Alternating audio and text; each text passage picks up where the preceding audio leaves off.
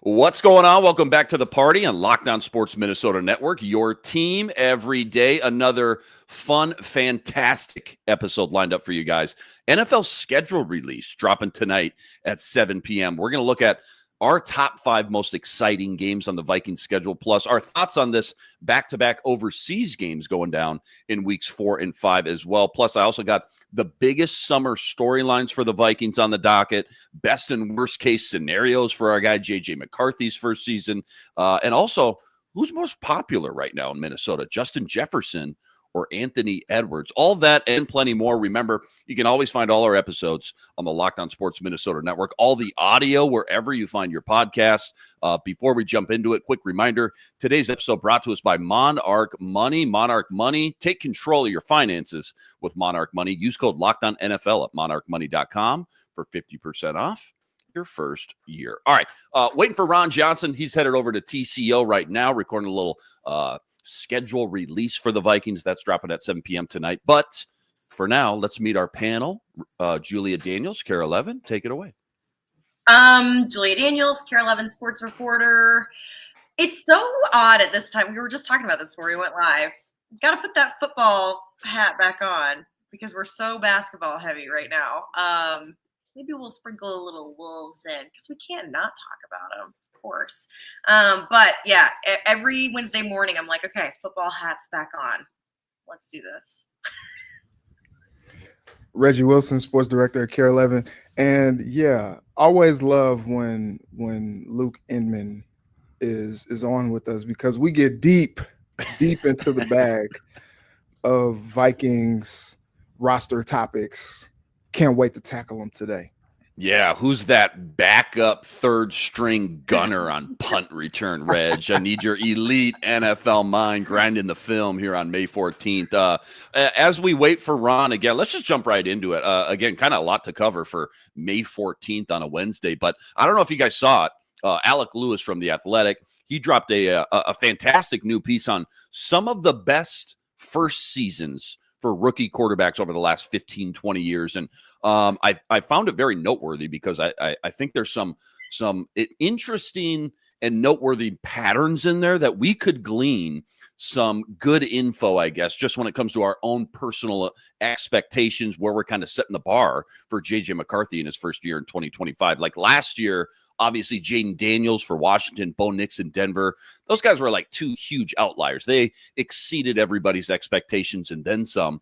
But both those guys, if you remember, too, came out of college with one very important characteristic, which they both threw over 800 passes in college, and they also both had over 4 years of starting experience, which is obviously very important to have under your belt. Now, I will say this, JJ McCarthy at Michigan, had he stayed for his senior season, he probably would have came close to that 800 attempts mark, but he didn't. He was, however, fantastic. And when I say fantastic, he was one of the best in the country during those money downs, like KOC always talks about, the money downs, the third downs, the high leverage spots, et cetera, and then some other first-time quarterbacks that kind of balled out their rookie years that Alec Lewis kind of pointed out. Dak Prescott in Dallas, remember that, 2014. Patrick Mahomes in KC. CJ Stroud just 2 years ago. Deshaun Watson. Big Ben going way back 2005 for the Steelers, Matt Ryan as well.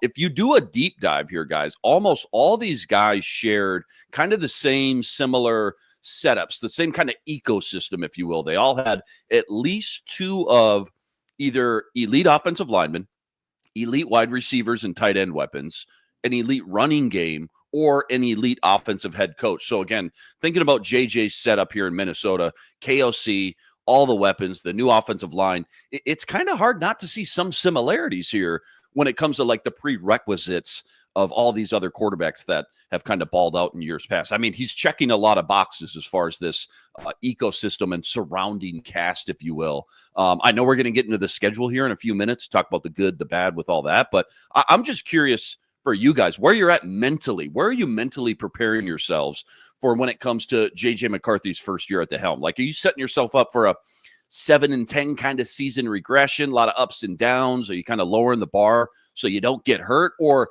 do you actually think this team can just pick up right where they left off, make it back into the playoffs, and potentially maybe even beyond that as well? Let's start with you, Julia. What do you think about JJ's first year? No, I have confidence. I think they'll have. I don't think they're going to have a 7-10 season. I think something would have to go horribly wrong for that to happen. I think that when you're talking about all these guys in their rookie seasons having this kind of weapon, this kind of weapon, this kind of weapon, like JJ McCarthy has all of those things. So he's set up for success already.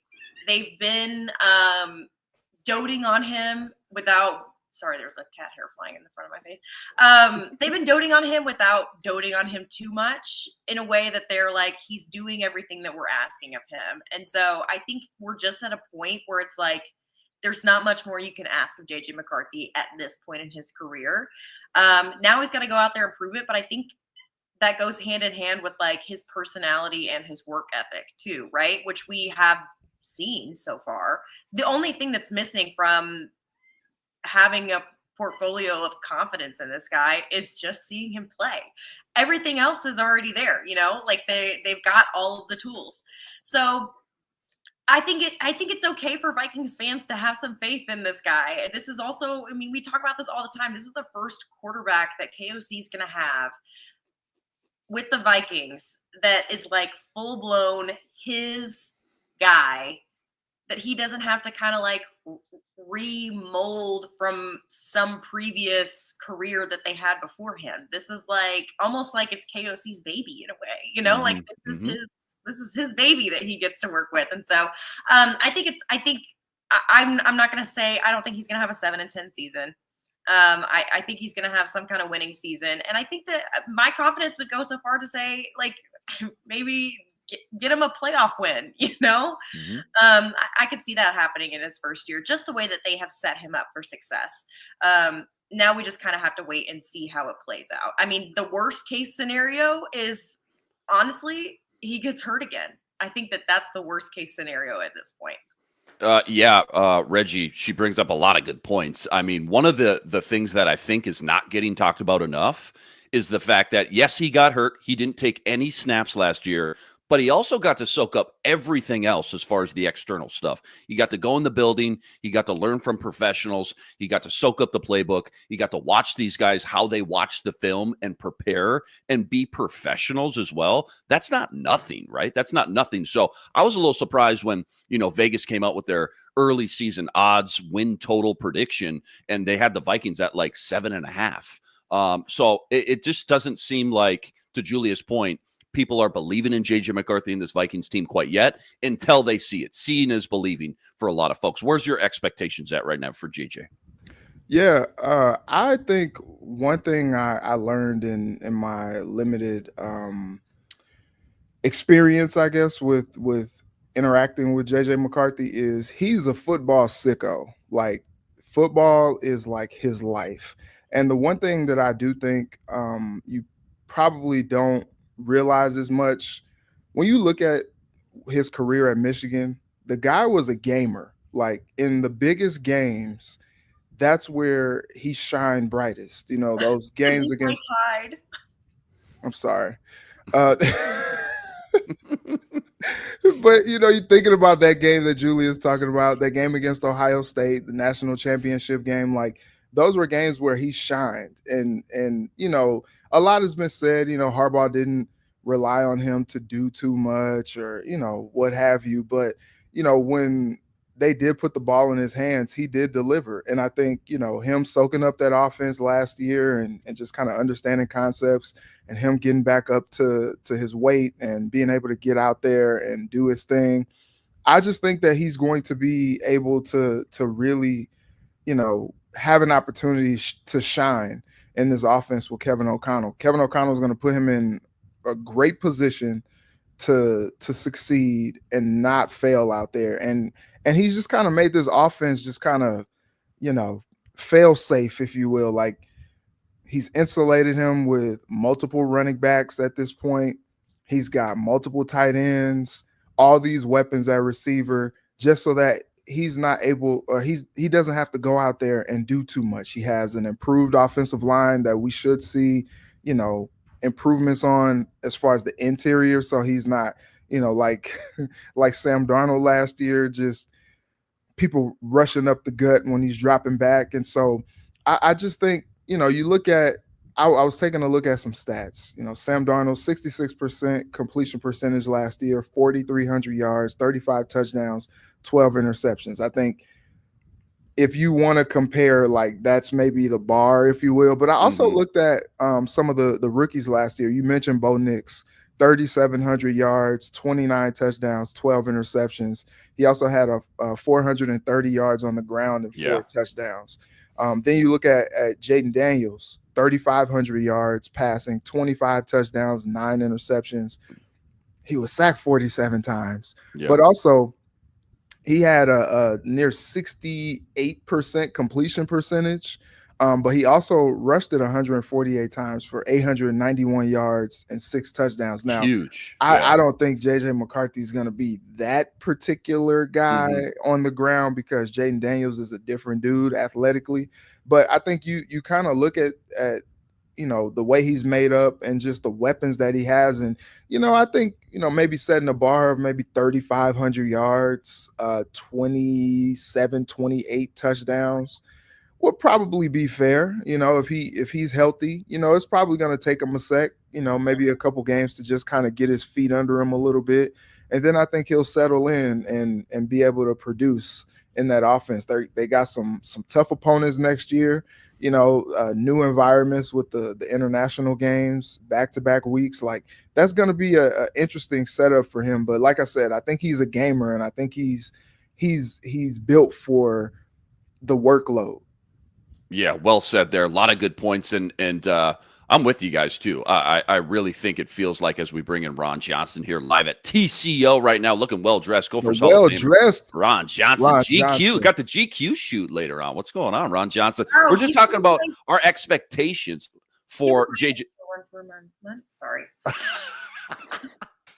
We're talking about our expectations for JJ McCarthy's first year. And we're talking about other rookie quarterbacks that had huge success. Alec Lewis from The Athletic came out with a great piece.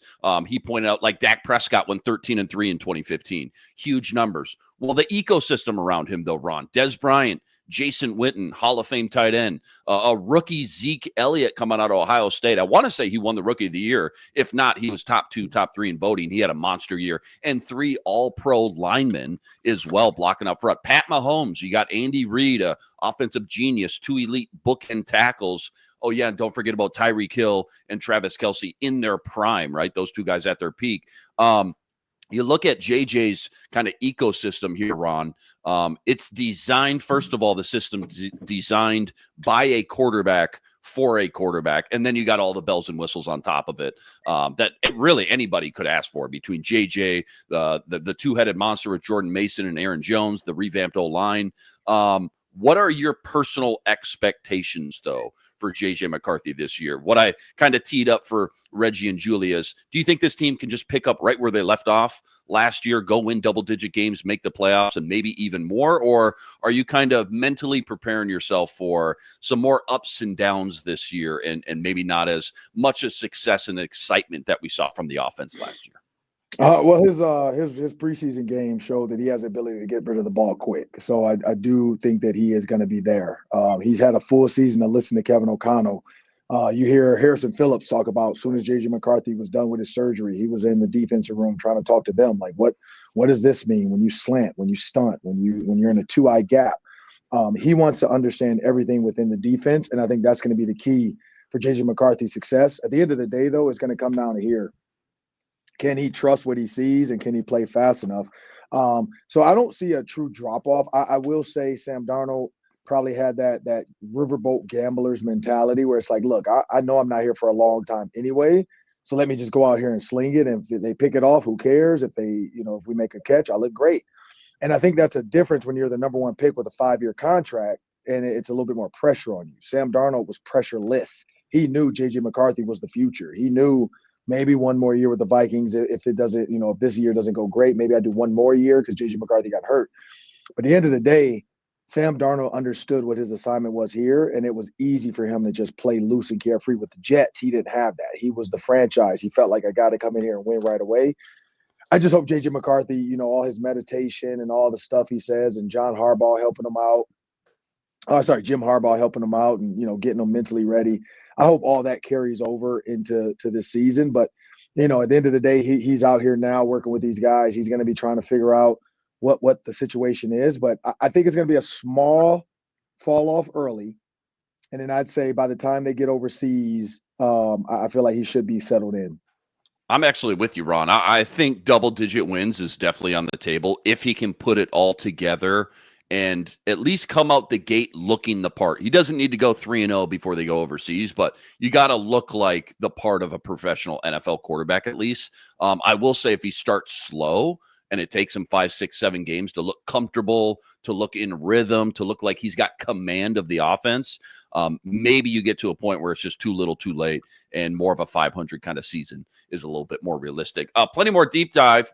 The biggest Vikings storylines this summer, plus the NFL schedule release tonight, will unveil our top 5 games we're most excited for. That's all coming up, though, right after this. Quick reminder, today's episode brought to us by Monarch Money. You ever go check your bank account and wonder, where'd all my money go? Dining out, online shopping, entertainment. It's so easy to lose track of your money, isn't it? Well, that's where Monarch Money comes in. Your own personal CFO. Monarch Money gives you full visibility and control over your finances. And Monarch Money isn't just a budgeting app. It's a complete financial command center. You can track all your accounts, investments, spending, all in one place. So you stop just managing your money and instead you start building wealth. I know when I started using Monarch Money, I realized how much money I was spending on streaming services every month. Max, Netflix, Apple TV, Disney Plus, Hulu, you name it, I had it. But now I budget smarter and I save more than ever. Take control of your finances with Monarch Money. Use code LOCKEDONNFL at monarchmoney.com for 50% off your first year. That's monarchmoney.com. Code LOCKEDONNFL for half off your entire first year.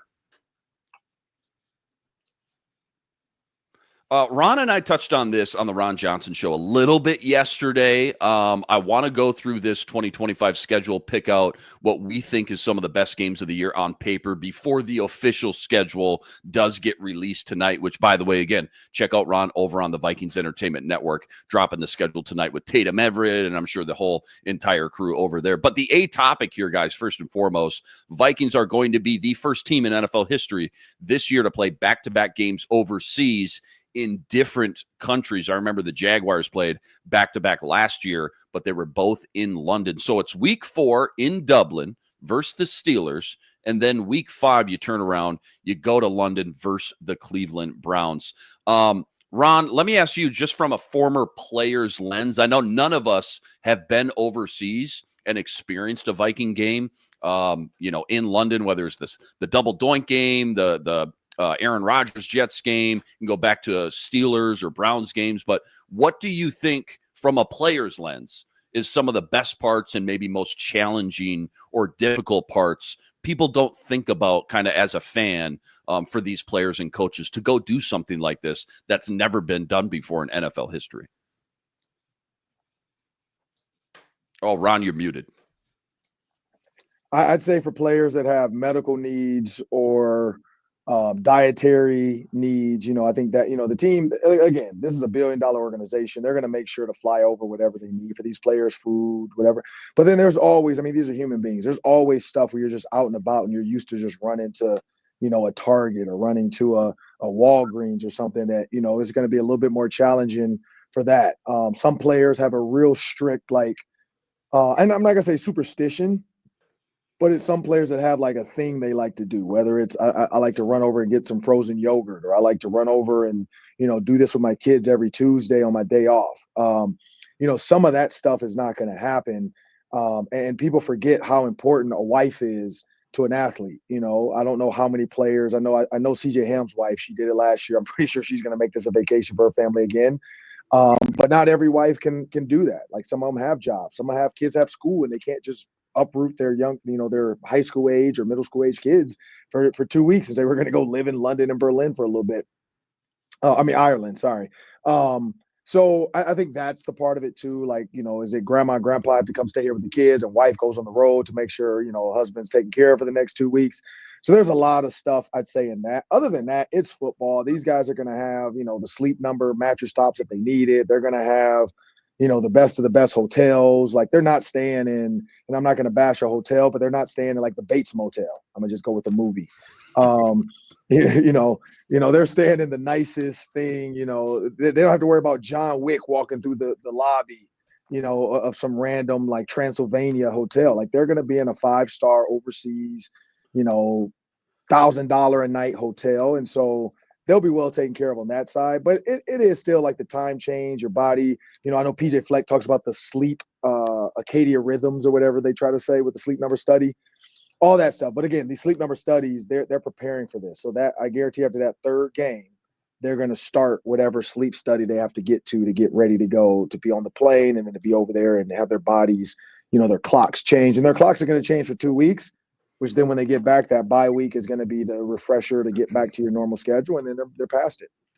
I feel like if Norman Bates tried to sneak through one of these rooms and got weird with something, Christian Darrisaw would just like chop that guy, and the movie would be over pretty quick. But I hear what you're saying. Yeah, there is just a lot of challenges. Julia, how big of a disadvantage do you think this is going to be now for the Vikings? Just because on paper, again, this has never been done before in NFL history. It does sound like kind of a logistical headache, not to mention the logistics when traveling and again, not being able to sleep in your own bed, the family stuff that Ron was talking about. How big of a disadvantage do you think this is going to end up being for the Minnesota Vikings this year? I think it'd be more of a disadvantage on the way home from the 2 games. I think game 2, they kind of have an advantage because they've been over there, like they're adjusted to the schedule. They've been sleeping. I mean, they're probably be in different beds at some point, but probably going to try and keep them in the same spot for as long as possible. So game 2, they're probably going to be more adjusted. But then it's coming back because it's rough. Like people don't realize jet lag is rough. And the other aspect of it from us being selfish here, the schedule gets changed because they are adjusting their sleep over time. And so then the practice schedule is different. And so for us, our day is different. And so then covering them is a little bit different than it normally is for the rest of the season. So it's like everyone's schedule in the anybody that's touching this organization in any kind of way, like everything gets thrown off in a way. But coming back, for me, when I was coming back from studying in Europe, I was ill for 2 days coming back with that jet lag. So, and honestly, they'll probably be better about it than me. I was like a 21-year-old idiot at the time. But it's not easy to adjust your sleep schedule, and people don't realize that. So I think it's more so when you're coming back from a 2-week trip like that, because you've already made the adjustment to be there. And now you have to, it's a little bit different than being there just for a week or a few days that they would normally do. Because it's like you're kind of moving there for a little bit and then you're coming back. And so that makes it a little bit harder. Yeah, you bring up a great point here, too, because remember, last year, the NFL asked KOC, do you want your bye after this Jets game? And he said no. I got to imagine now, to all your points here, Julia, that after back-to-back games, there's almost no way you can turn that down. Granted, yeah, not ideal. You want that bye later in the season, but you think about all the headaches that you're talking about, adjusting the sleep schedule, the jet lag, et cetera, after back-to-back trips and back-to-back games. Because I'm with you. Like, getting there, once you're there, your adrenaline is kicked up. It's a new place, new territory, new sights and sounds, all this and that. You get amped up for the actual game, but coming back, certainly you start to kind of mellow out a little bit, and huge adjustment for sure. Reg, do you think I'm trying to look at, honestly, I think it was Chris Thomason, maybe Kevin Seifert had a great tweet, and Ron and I talked about this. On paper, initially, knee-jerk reaction feels like a huge disadvantage for the Vikings. But from the lens of the other 3 NFC North teams, think about this. The other 3 NFC North teams, Bears, Lions, Packers, they have to play, let's see, what is it? 8 home games and 9 road games. So 8 home games, 9 road games. The Vikings, because of these 2 overseas games, are going to play 8 home games and 7 road games. So I guess looking at it from the rest of the NFC North, I should say, do you think there's actually a little bit of, once you kind of let the dust settle and sift through a little bit, that maybe the Vikings aren't at such a disadvantage that maybe people think they are initially when hearing this kind of daunting task of going to play back-to-back games over there? Yeah, I've seen the alternate, arguments that, it's not like 9 true road games, so Right. there's a disadvantage there, and all that. Like, I don't know. I just feel like, yeah, like, sure, yeah, not necessarily two like true road games. And, it's brought up that like Pittsburgh and Cleveland are places that, the weather is going to be a fact. But I mean, it's going to be super early in the NFL season. Like, you're not going to get like, 20 degrees and snow and all that stuff. So like, I don't really understand that particular logic there, but I think, it is tough for the other teams that do have to deal with some of those other road conditions and environments. And, you think of the Vikings just kind of getting like a neutral place, but it is, not necessarily ideal to be playing back-to-back international games. And like, you can definitely tell the NFL agenda here is really trying to grow the game internationally, to have a team go back-to-back like that. Like, and I'm sure it didn't happen without, prior approval, if you will, or not consent, but the Vikings being like, yeah, we can do that, because you have to kind of have a team be on board with something like that, because that is something new and something that hasn't been done before. I think, to Julia's point, it's going to be tough, especially for us stations that may not make the trip to those games. Like, we're going to have to just cover the Vikings from afar. Every week we get a chance to go to TCO and like observe the players, see what type of, spirits they're in, what type of mood they're in, and, observe things and pick up on things. And when they're overseas, like, we're just kind of, it's we the kind Will of got Smith Fresh Prince gift. Like, yeah, where's everybody at? exactly. And now we're pretty much looking at the same stuff that everybody else is looking at. And just, gathering stuff from, when they do media sessions or when they talk, and, just kind of putting our own spin on it. But, not being able to access them for a couple weeks is going to be different. It's going to be kind of weird, but I do think that it's going to be a really cool experience, for them to have these cool spots. Like, just to compare, like, I was just in San Francisco for the Wolves. And you mix a little bit of fun with work when you're on these type of trips sometimes. So yeah, they got a lot of work to do, but they'll get a chance to maybe explore and get to a place that maybe they wouldn't have gone to if not for this experience. So it'll just be a unique thing. But I think the Vikings will be well prepared by Kevin O'Connell for these two games overseas. Just real quick, just top of my head here, because you talked about obviously the NFL trying to grow the popularity of the sport worldwide, right? Globally. Is it inevitable that someday there is an NFL team overseas? Right now, it still feels like a logistic nightmare. There's just no way. But when we get 10, 15 more years into this, and these trips, they got the logistics down. It's not like, I mean, even now this year, it's not like it was traveling 10 years ago, when the Vikings played the Steelers and Big Ben way back when. Do you think it's inevitable someday a team like the Jaguars, whoever it may be, end up moving their team, or maybe an expansion team moving overseas? I wonder with the I don't know. It sounds like a nightmare to me, because Yeah, I agree. But they're pushing it, though. It just feels like this is where we're headed someday. But also, they're bringing back, this is some random fact that I have. The airplane that would get you to London from New York in 3 hours? Yeah, the fast one. Yeah, they're bringing that back. Oh, okay. Yeah. So I'm wondering if like that could have something to do with, because then you're not traveling like right.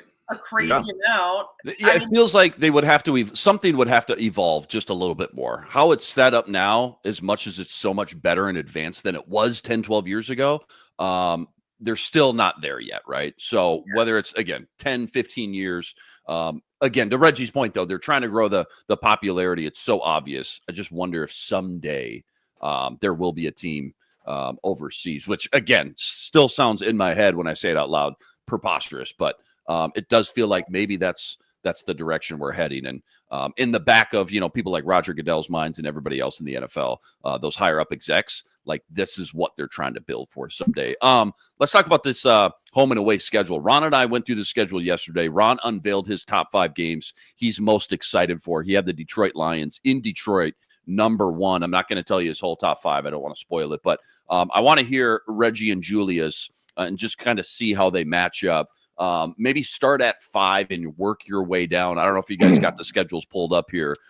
There is some fantastic home games at US Bank Stadium. If you are ever a season ticket holder, this is the year that you're just loving getting your money's worth, because there's some, again, when you talk about just top tier quarterbacks in this league, upper echelon quarterbacks, Lamar, Joe Burrow, Jaden Daniels, Jalen Hurts, Michael Penix versus JJ McCarthy, Justin Herbert. Sure, that one's in LA, but like this is a fun schedule this year. So Reggie, I'll start with you. Number 5, just rapid fire, work your way down. Maybe a quick 10, 15 seconds on each one if you want, but top 5 games you're just most excited for on the Vikings schedule. Starting at number 5. Real quick though, yeah, in true Adam Schefter form, if I step off, I'm just literally right here. I'm still listening, so don't think I'm gone. It's because I can't bring the schedule papers. They don't want me to bring them. We don't want you to get in trouble, Ron. Okay. I'm not trying to put you on the spot. They don't want me to bring the schedule in. Don't break any rules over there. Do what you got to do.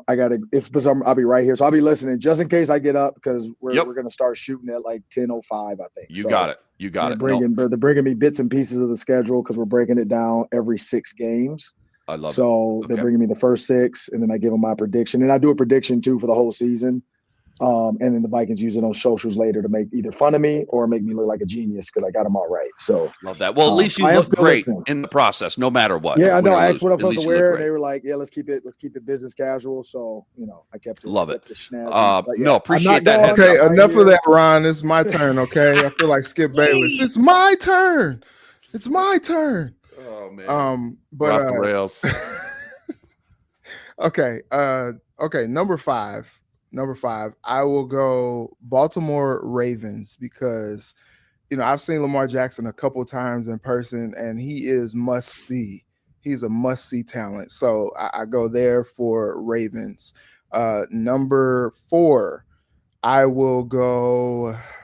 This is tough. It's tough. I will go Philadelphia Eagles just because, it's the Super Bowl champs. They're going to the bank. It's going to be a fun environment. And I'm just excited to see that happen. All right, number 3 for me will be. Oh, this is tough. Yeah, no. Let's go Joey B and the Bengals. They were the team that I covered before I came to Minnesota. So always fun to see the Bengals in action, and Joe Burrow healthy is also must see television. Number 2.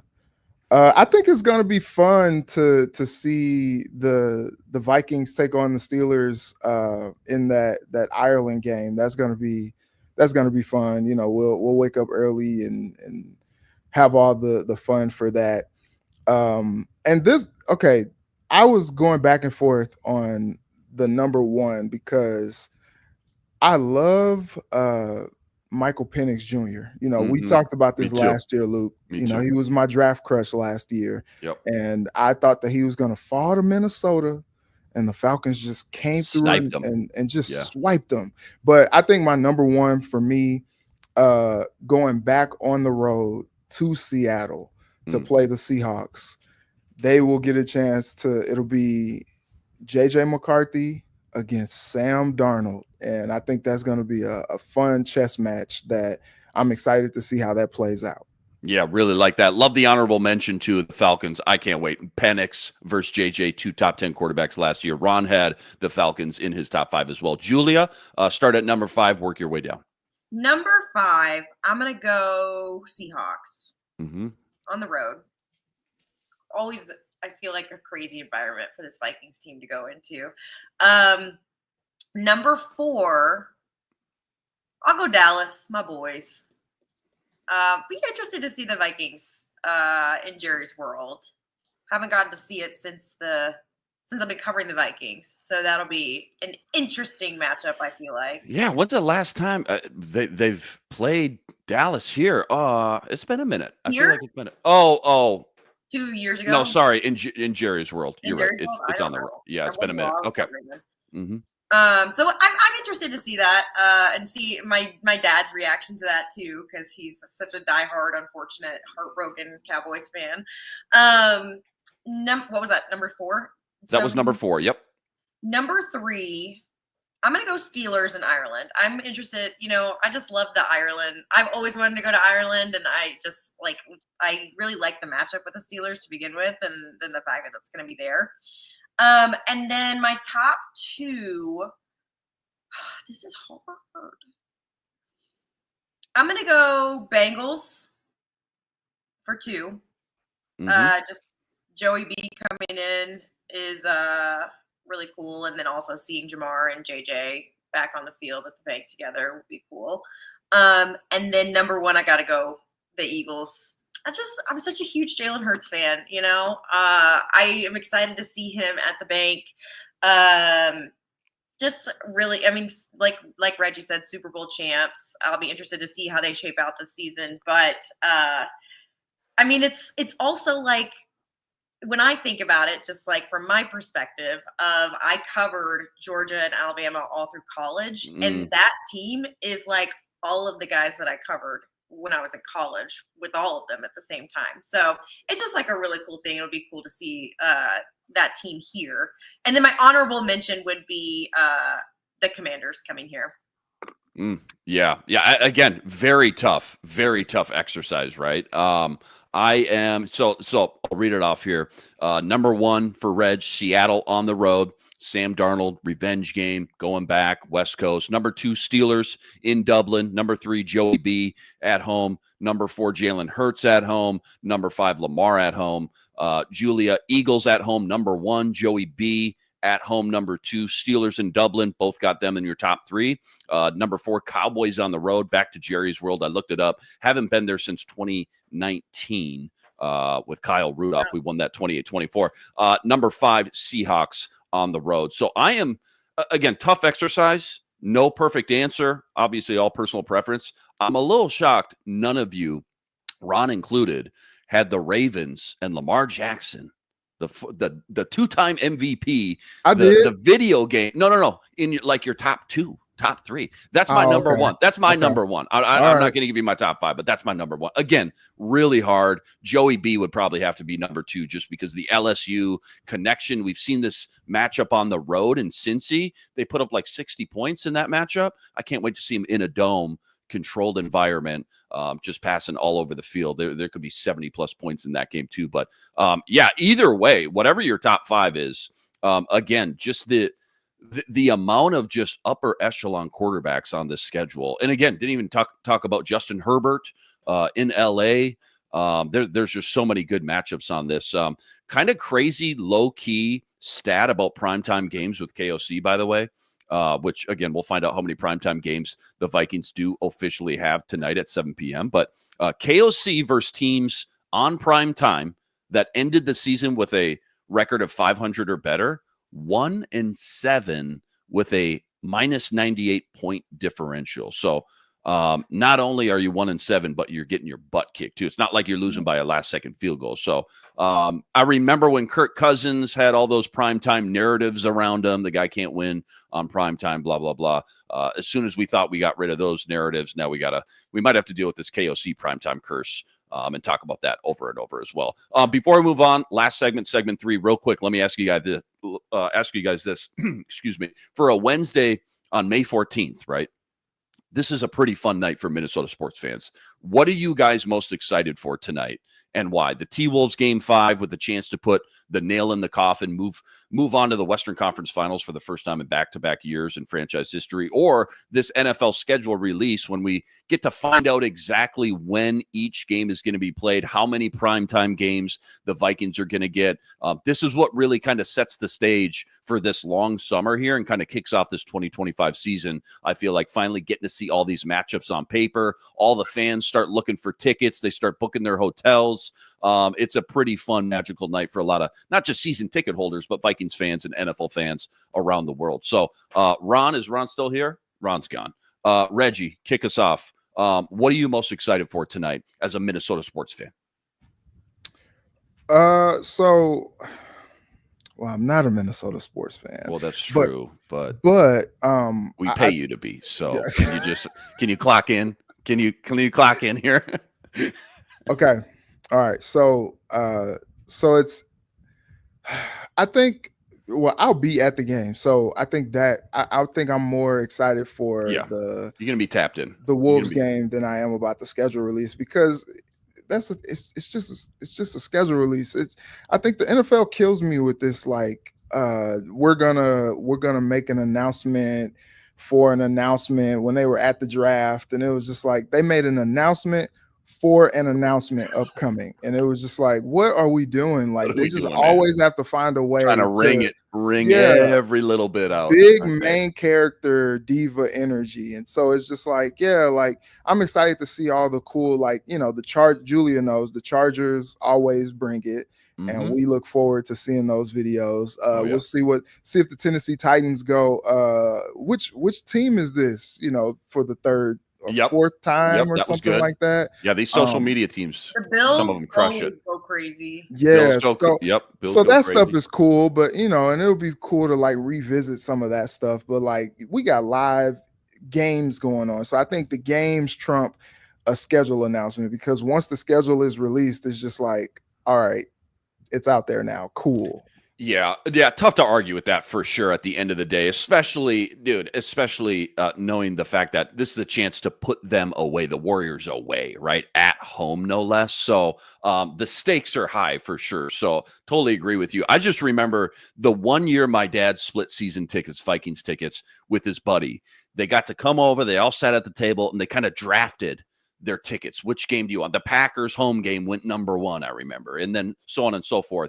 When this schedule is released, you guys at Kare 11, I don't know how you guys do it, but I assume there's some sort of little, let's pull out the calendar here. Let's look at the road games here and who's going to take what kind of process, I would think. Correct me if I'm wrong, but that and Julia, what are you most excited for tonight as well? I gotta agree with Reggie here. I think that they blow this whole schedule release thing out of the water. And especially when you've got a game 5 tonight with the Wolves, I can just go ahead and give you a little sneak peek. Our coverage plan is going to be mostly about the Wolves today. Spoiler. That's how it's going to go. Yeah. I mean, Reggie's going to be down at Target Center live for all of our shows. And then I'll be holding down the fort at the station. We'll do some stuff on streaming, and then I'll mention it at 10, the schedule release, most prominent games, things like that. But our primary focus today is going to be the Wolves, because come on, they have a chance to go back to the Western Conference Finals tonight. So you kind of have to, that's obviously what I feel like everybody's more excited about. None of my friends, all of my friends are from here, and so they're fans of Minnesota sports, and I've not heard a single one of them mention the Viking schedule release. Hey, do you want to come over, bring a bottle of Chardonnay, and kick back and watch the schedule release tonight? Everybody's been talking about the game tonight, so yeah. I got to go. Definitely, Wolves are taking precedent today. Three box Wolves. Schedule release and Frost. I don't know. Also, the Frost have a chance to move on to the Walter Cup Finals tonight. So don't forget, their game is at 5. Ron's back after his last 6 game slate. You had to break down. Don't tease it. Don't spoil it for us. I don't want to put you on the spot, but you actually brought up a great topic that I put in these show notes. I want to start with you before we get to our final segment here in just one second.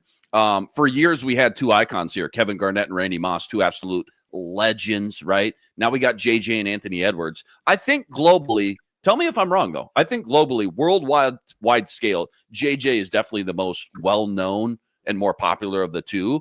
What does Ant have to do to match or exceed JJ as the most popular player here in Minnesota? And Ron, do you think it's already kind of closer than people think right now, too? I think it's close. I think when you win, it puts you up there. Justin Jefferson hasn't really won at this magnitude yet. Ants took him to the Western Conference Finals. He's most likely, looks like, going to take him to the Western Conference Finals again. After watching OKC and the Nuggets last night, both teams look very beatable. The Nuggets had they had a lead, and they slowly just pissed it away because they don't have a head coach that knows what he's doing. And so when you think about, it could be the Nuggets, it could be OKC. I think both teams, the Timberwolves match up well with. And so if they get to the NBA Finals, I still think the Gritty is internationally known. Like, that's going to always be tough. But Ant is slowly becoming one of the most polarizing figures in the NBA because he doesn't give a damn. Like, he'll say whatever, whenever, to whoever. And I think that is gonna like I if Spike Lee wasn't Nike driven, I promise you there would be an Anthony Edwards and Nike commercial, or in like signature shoe and all, because Kobe had a signature shoe with Adidas before he went to Nike. At some point, I feel like Nike's gonna throw the world at Anthony Edwards to be Michael Jordan's like up and coming next guy. You know, like I just feel like it in 10 years or 8 years even, I could see Nike doing what they did with Kobe when they took him from Adidas, because Adidas had the Kobe Crazy Eights. Then you go over and you got the Mamas. I could see Anthony Edwards doing the same thing. You got the Anthony Edwards 81s. You go over to Nike, all of a sudden you got the Jordan 2s, and you're the next. You know, like Nike has billions of dollars to throw at Anthony Edwards if he does win. And if he wins a championship, I mean, I could see it happening. But again, I think Adidas realizes like the mistake they made with Jordan and not offering him the bag. They didn't offer LeBron the bag. I think they're like, look, we got it. We cannot lose Anthony Edwards to Nike the way we lost, you know, LeBron and Jordan. So, yeah, I think it's close. But Justin Jefferson in that gritty, it's going to be tough. I mean, that thing's on video games. That thing, I mean, it's everywhere. It's worldwide, and again too. You got to make sure not to be a prisoner of the moment. You know, right now it's right in our face right now every night, right? Wolves, wolves, wolves. We haven't seen or heard from Justin Jefferson in a long time. So it's tough not to be a prisoner of the moment, obviously. But Reg, what do you think? Most popular? Is it close? What does Ant need to do? I mean, if he goes and goes to the chip, maybe they lose. But like, how far away are we, I guess, apples to apples right now between these two? Yeah, so I agree with Ron. I think it's close. I do kind of give Justin Jefferson the edge, and it's mostly because, and Julia knows this, but Ant is not outside. Like, I was gonna say the same thing. I was like, you don't see Anthony Edwards at a Formula One race. Ant is not outside. Like, I think that's the big thing. Yeah, you see him in these commercials, and I think that is making him, you know, a global phenomenon. You know, he's got Chipotle, he's got Sprite. These Adidas ads are off the chain. But then you look at Justin Jefferson, you see him in the Gatorade commercials. He's got Oakley, you know, he's in Under Armour. Then to Ron's point, I was in San Francisco at the Warriors game, and they did gritty cam like they do at US Bank Stadium during Vikings games. And you think about the culture in the Bay, nothing about that gives you gritty. Like, and all of a sudden they were doing gritty cam, and fans are all on the, you know, all in the arena doing the gritty. That doesn't happen without Justin Jefferson. You look at earlier, what was it, last week, Justin Jefferson at the Met Gala.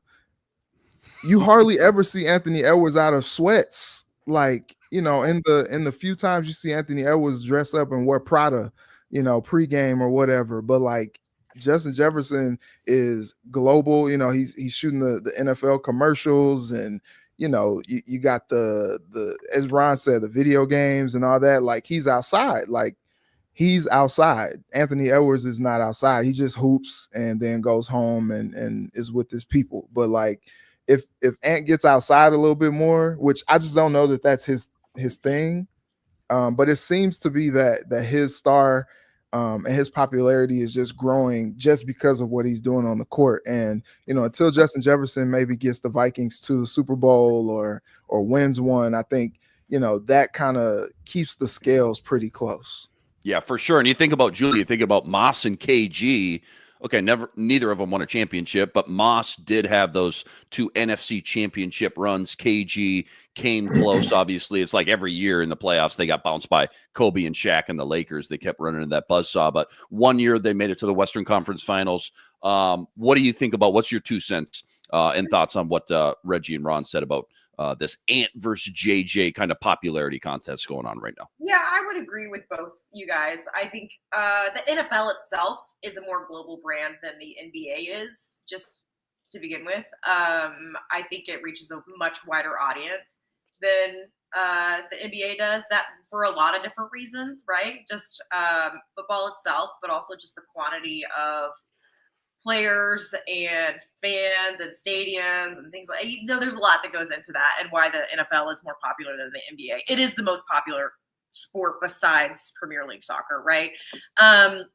Or Formula One, right? Okay, we could argue that. But I would argue JJ has done more with his brand of just himself than Ant does. And it's to Reggie's point of Ant just like he goes and he does, he'll do a few commercials here and there, this, that, and the other. His personality obviously shines in moments where he's on camera, but he doesn't put himself in situations to be on camera besides when it comes to playing basketball. You don't see Anthony Edwards doing fashion shows in Paris during Paris Fashion Week like Justin Jefferson is doing. I think that Justin Jefferson also, we're talking about two, I would argue, polar opposite personalities. It feels like it, doesn't it? Yeah. Yes. Yeah. Two polar, Justin Jefferson is more reserved. He's I'm not saying Ant's not like a nice guy, but Justin Jefferson is just like a sweetheart as it is as like a person. And also I think that he is more interested in learning about the world just as a person, and Ant's like kind of this hometown Atlanta guy that just kind of wants to play basketball and then like be a kid for the rest of his life, it feels like. And Justin Jefferson is more the type where like he wants to see what the world has to offer and learn about different cultures and fashion and arts, and that kind of thing obviously really intrigues him. And so it's just two totally different people. And I think that, JJ having the platform of the NFL pushes him that direction, but he's also taken it there himself too, in terms of like stardom and what celebrities do, like you said, the Met Gala, things like that. Going to the Loons game when Messi is in town because he knows Messi's there, going to Formula One races, right? And not just going there to like hide out, but going there to be seen, and that's not a bad thing. I think sometimes people act like that's a bad. It's not a bad thing. He's there and he wants to participate and he wants to be a part of what he's created. And he's taking advantage of the opportunities that he has too, and building his brand at the same time. Yeah, well said there. Again, don't think there's a right or wrong answer here. Again, could change here too after Game 5 even tonight. Anthony Edwards, 8:30. It's a late one. 8:30 p.m. tip. Trying to put that nail in the coffin versus the Golden State Warriors without Steph Curry. We kind of ran out of time here, guys. That was fun though. Well done as always. Huge shout out to all you guys, all the everydayers out there that always make us your first listen. All you guys coming in the chat with us from show to show. After you're done with this, go check out the Ron Johnson show. Check them out tonight as well over at VEN, breaking down the entire Vikings 2025 schedule, the good, the bad, the ugly. And, of course, check out Reggie and Julie on Kare 11 talking Wolves Game 5 tonight as well. I'll be back tomorrow with another episode of the Football Party with my guys, Luke Braun, Arif Hassan. Ron, hopefully stopping by for that one as well. But thanks for watching. Thanks for listening. Make sure you like and subscribe if you haven't already. Help us get to 10,000 subscribers. We're so close. That's all for now. We'll catch you tomorrow on the Minnesota Football Party. Wolves in 5.